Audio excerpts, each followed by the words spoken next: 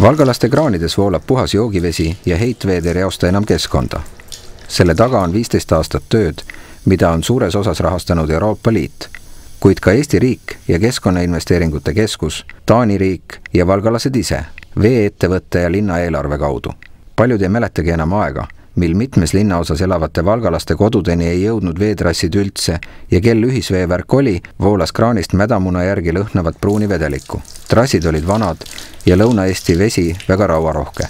Nüüd on Valgas uus veehaare, puhta vee ja reovee puhastusjaam, ehitatud 10 kilomeetreid uusi trasse. Peale teise projekti elluviimist on sisuliselt igal Valga linna elanikul, välja arvab Tambre linnaosa, kus me alles alustame võib-olla tuleviku torustiku ehitamise planeerimist, on võimalus liituda vee- ja kanalisatsioonitrassiga.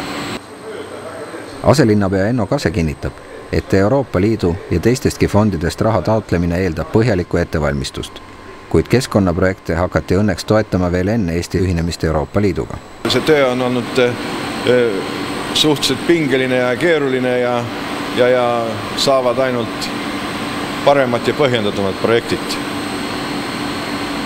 see raha, nii et kergel käel seda välja ei jagata. Uute trassidega liitujaid on Valgas 2/3 neist, kel on see võimalus.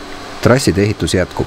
Eesmärk on hõlmata kõik linnaosad. Praeguseks on välja ehitatud ligi 70 kilomeetrit trasse, see on siis nii vee- kui reoveetrass, puhta vee kui ka reoveetrasse.